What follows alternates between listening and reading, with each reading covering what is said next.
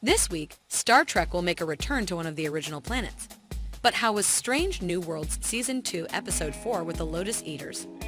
From strange, exotic radiation that makes everyone forget who they are, massive cultural delamination, and lessons about how important it is to remember both good and bad memories. The most recent episode of Weird New World is a fascinating one, returning to where everything began. Let's look at it. Spoiler cautioning, this is our full video audit of Odd New World 4th episode of Season 2. Accordingly, you have been cautioned, not surprisingly, in the event that you're still here as of now and aren't dismissing. Why? Turn away right now if you haven't watched this episode. Since we are evil, we are going to spoil it for you. Greetings from Trek Central.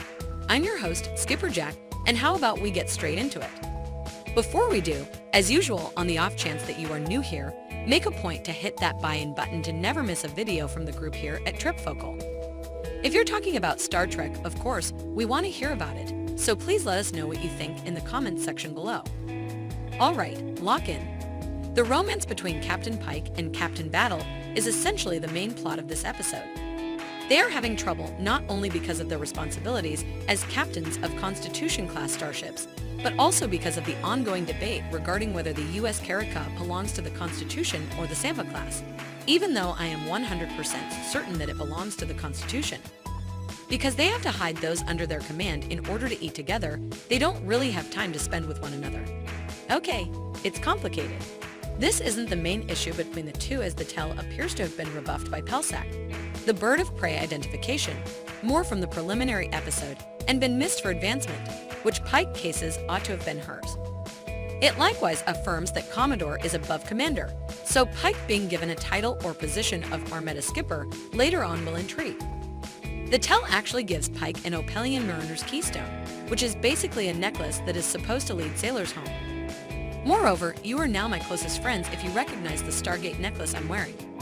In any case, this actually serves a narrative purpose and aids Pike and his away team in sharpening them when they forget who they are. You are aware that it is somewhat cliché. We additionally discover that Pike likes to drive individuals away that get excessively near him, regardless of whether he truly liked them. I have to say that I adore their platonic relationship as captain and first officer, but more as friends, and he receives some strong words from Una about this. Whether she is acting as a friend or a first officer, Una is ready to confront Pike about what he is doing wrong. I would really like to learn more about how they met and developed this friendship, as well as their past together. In episode 2, we talked about it, but we didn't do much. As this episode connects to the original Star Trek pilot, The Cage, it introduces new things both inside and outside the universe. These new things are basically retcons that work very well, and there is nothing to be afraid of from us. An intriguing late news snippet of data is that Spock was harmed on the last mission to Custom 7. This might make sense of why in the enclosure, the Spock is seen with a limp while in the world of Talos IV, which is as of late after